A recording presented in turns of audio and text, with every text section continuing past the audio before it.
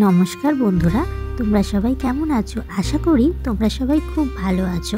তো আজকে চলে এসেছি তোমাদের জন্য নতুন একটা রেসিপি নিয়ে। আজকে আমি তোমাদেরকে দেখাবো কিভাবে আলুর দম বানাতে হয় খুবই সহজে, মটরশুঁটি দিয়ে গরম গরম আলুর দম। আর এখন যেহেতু বন্ধুরা শীতকাল মানেই নতুন আলুর সময়, তো সেই জন্য আজকে বানিয়ে ফেললাম নতুন আলু দিয়ে আর মটরশুঁটি দিয়ে গরম গরম আলুর দম। তো চলো বন্ধুরা, কেউ দয়া করে ভিডিওটি স্কিপ করো না, সবাই ভিডিওটি পুরো দেখতে থাকো।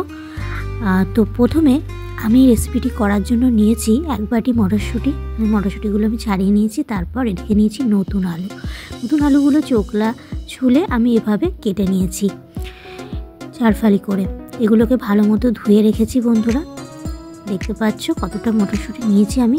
তো তোমরা তোমাদের পরিমাণ অনুসারে মটরশুঁটি নিতে পারো, আমি একটু বেশি পরিমাণেই নিয়েছি, এক বাটি পরিমাণ, দেখতে তো পাচ্ছই। আর এদিকে নিয়েছি টমেটোকে আমি হাফ করে কেটে নিয়েছি জিরে, নিয়েছি লঙ্কা, কাঁচা লঙ্কা, আর নিয়েছি আদা। তো এগুলোকে আমি ভালো মতো পেস্ট করে নিয়েছি। আর এদিকে আমি গ্যাসে কড়াইটা বসিয়ে দিলাম। কড়াইয়ে আমি দিয়ে দিলাম সর্ষের তেল। আমি এখানে রান্নাটা সর্ষের তেলে সর্ষের তেলে করেছি, তোমরা চাইলে সাদা তেলেও করতে পারো। তো তেলটা গরম হয়ে যাওয়ার পর আমি এই কেটে রাখা আলুগুলো এই তেলের মধ্যে দিয়ে ভেজে নেব আলুগুলোকে। তো আমি তেলে আলুগুলোকে করে দিয়ে নিচ্ছি। আলুগুলোকে দেওয়ার পর আমি হালকা লালচে করে আলুগুলোকে বেশ কিছুক্ষণ সময়ের জন্য নেড়ে চেড়ে ভেজে নেব। আর শীতকালে তো এরকম নতুন আলুর দম খেতে বন্ধুরা বেশ ভালোই লাগে, আর তার সাথে যদি একটু মটরশুঁটি হয়, আমার তো দুর্দান্ত লাগে। তো তোমাদের কাদের এরকম আলুর দম খেতে ভালো লাগে তোমরা কিন্তু অবশ্যই কমেন্ট করে জানিও। আর আমার ভিডিওটি ভালো লাগলে অবশ্যই একটা লাইক করে দিও। আর বন্ধুরা, আমার চ্যানেলে নতুন হয়ে থাকলে চ্যানেলটিকে অবশ্যই সাবস্ক্রাইব করে পাশে থাকা বেল আইকনটি প্রেস করে রেখো, যাতে আমার নিত্য নতুন ভিডিও তোমাদের সামনে চলে আসে। তো আলুগুলো ভাজার সময় আমি একটু সামান্য পরিমাণে নুন দিয়ে নিলাম, যাতে আলুর মধ্যে নুনটা যায়। আর দিয়ে নেবো সামান্য পরিমাণে একটু হলুদ গুঁড়ো। নুন আর হলুদটা দেওয়ার পর আমি ভালো করে নাড়াচাড়া করে আলুটাকে লাল লাল করে ভেজে নেব। আর বন্ধুরা, যারা আমার চ্যানেলে ইতিমধ্যেই সাবস্ক্রাইব করে রেখেছো তাদেরকে জানাই অসংখ্য ধন্যবাদ ও ভালোবাসা। তো কেউ ভিডিওটি স্কিপ করো না, সবাই ভিডিওটি দেখতে থাকো। আর অবশ্যই কিন্তু একটা লাইক করে দিও বন্ধুরা।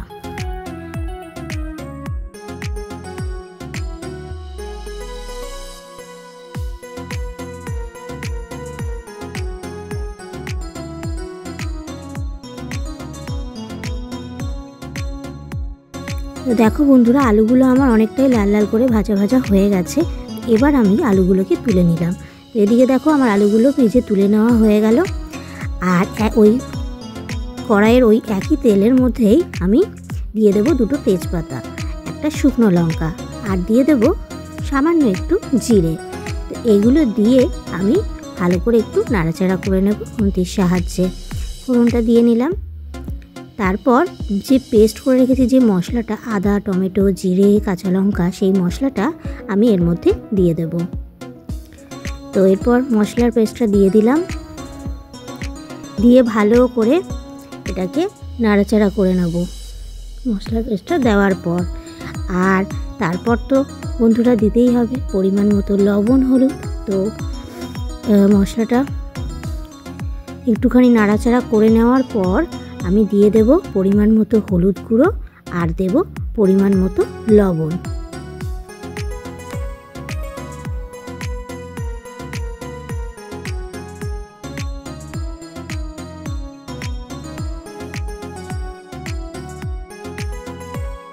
তো লবণটা আমি দিয়ে দিলাম। এবার ভালো করে বেশ কিছুক্ষণ ধরে নাড়াচাড়া করে মশলাটাকে ভালো করে কষিয়ে নিতে হবে, কারণ মশলা যত ভালো কষানো হবে বন্ধুরা, রান্না কিন্তু ততটাই ভালো হবে। এই মশলাটা ভালো করে কষিয়ে নিতে হবে যতক্ষণ না পর্যন্ত তেলটা ছেড়ে আসছে ওপর থেকে। তো দেখো অনেকটাই মশলাটা কষিয়ে নেওয়া হয়ে গেছে আর তেলটা ওপরে ছেড়ে এসছে। এবার আমি দিয়ে দিলাম সামান্য পরিমাণে লঙ্কার গুঁড়ো। আমি কাশ্মীরি লঙ্কা ব্যবহার করেছি একটু কালারের জন্য। তো এবার আমি লঙ্কার গুঁড়োটা দেওয়ার পর একটু নাড়াচাড়া করে নিলাম ভালো মতো। দেখো বন্ধুরা, মশলার কালারটা কিন্তু খুব সুন্দর হয়েছে, আর লঙ্কার গুঁড়ো দিলে কালারটা কিন্তু বেশ লালচে লালচে হয়, দেখতে বেশ ভালোই লাগে। তো তাই জন্য আমি একটু ব্যবহার করেছি। তো আর দিয়ে দিলাম এবার মটরশুঁটিগুলো, যে মটরশুঁটিগুলো আমি ভালো করে ধুয়ে রেখেছিলাম। এইবার এই মশলা কষানোর মধ্যে মটরশুঁটিগুলো দিয়ে নিলাম। আমি কিন্তু মটরশুঁটিগুলো বন্ধুরা আগে ভাজিনি, কারণ আগে ভাজলে মটরশুঁটিগুলো ভেঙে অর্ধেক হয়ে যায়। ওই জন্য আমি মশলাটা কষিয়ে নেওয়ার সময় মটরশুঁটিটা দিয়ে দিলাম, যাতে মটরশুঁটিগুলো গোটা গোটা থাকবে এবং ভালো মতো সেদ্ধও হবে।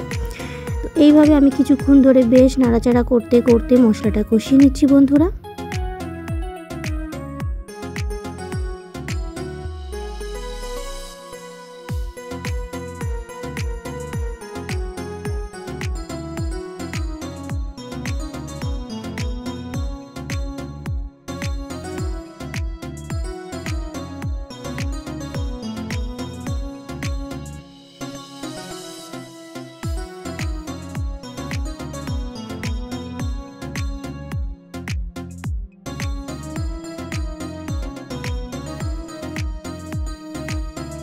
তো মশলাটা আমার ভালো মতো কষে গেছে এবং অনেকটাই তেল ছেড়ে এসছে। এবার আমি ভেজে রাখা আলুগুলো এই মশলার মধ্যে দিয়ে নেব। এবার মটরশুঁটি আলু সবগুলোকে আমি ভালো মতো নাড়াচাড়া করে বেশ কিছুক্ষণ ধরে মশলার সাথে কষিয়ে নেব, যাতে আলুর মধ্যে সেই মশলাগুলো খুব সহজেই মিশে যায়। তো এইভাবে বেশ কিছুক্ষণ ধরে কষিয়ে নিতে হবে বন্ধুরা, কারণ যতটা বেশি পরিমাণে মশলাটা আমরা কষাবো ততটাই আলুর দমের স্বাদ কিন্তু আরও বাড়বে। এইভাবে আমি ভালো করে কষিয়ে নিচ্ছি। দেখো বন্ধুরা, আলুর দমটার রঙটা খুব সুন্দর হয়েছে, দেখে তো তোমরা বুঝতেই পারছো। আর খেতেও কিন্তু বন্ধুরা দুর্দান্ত হয়েছিল। তো দেখতে থাকো বন্ধুরা।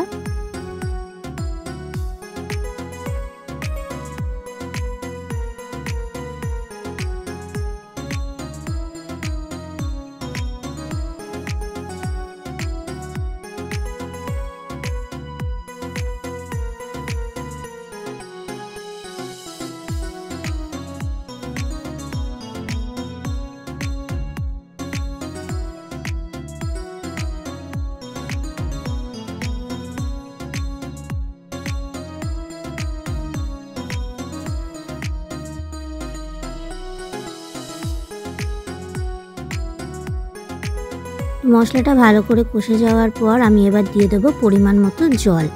আমি এখানে খুব বেশি জল ব্যবহার করিনি, আলুর দমটা আমি হালকা মাখামাখাই রাখবো, সেই জন্য তোমরা তোমাদের পরিমাণ অনুসারে জলটা ব্যবহার করবে বন্ধুরা।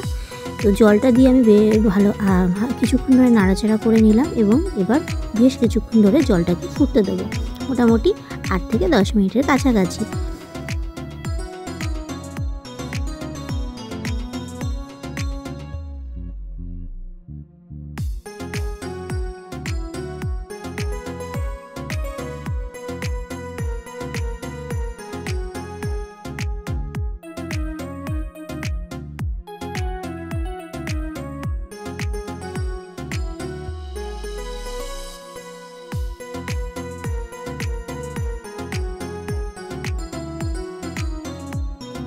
দেখো বন্ধুরা, ঝোলটা অনেকটাই ফুটতে শুরু করেছে। এবার আমি দিয়ে দিলাম 1 চামচের হাফ চামচ পরিমাণ মতো ঘি।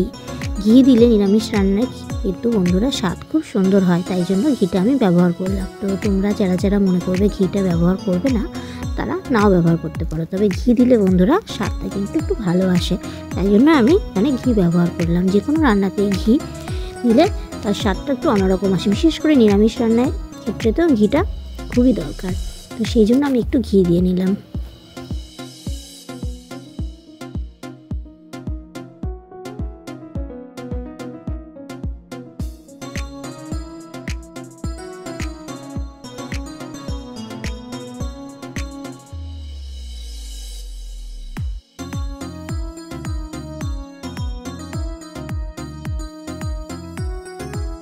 তো বেশ কিছুক্ষণ ধরে নাড়াচাড়া করার পর দেখো বন্ধুরা, জলটা অনেকটাই শুকিয়ে এসছে, তোমরা দেখতে পাচ্ছ। এবার আমি দিয়ে দেবো কিছুটা পরিমাণ ধনেপাতা কুচি।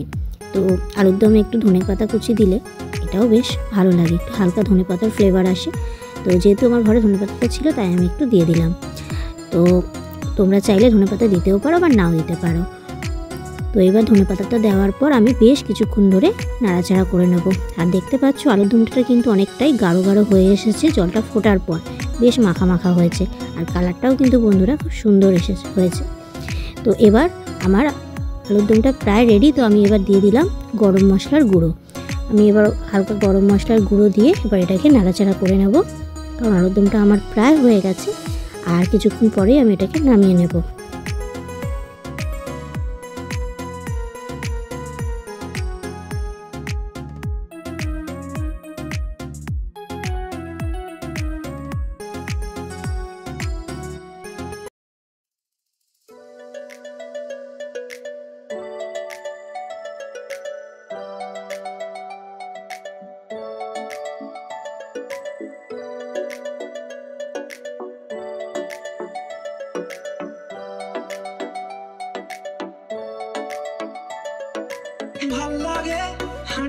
তো বন্ধুরা, আমার আজকের নিরামিষ আলুর দম রান্না কমপ্লিট। তো এবার এটাকে আমি নামিয়ে নেব।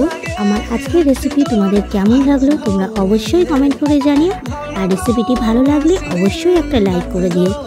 আর দেখা হবে বন্ধুরা আবার অন্য কোনো ভিডিওতে। ততক্ষণ তোমরা সবাই সুস্থ থেকো, ভালো থেকো, অনেক অনেক ভালোবাসা বন্ধুরা।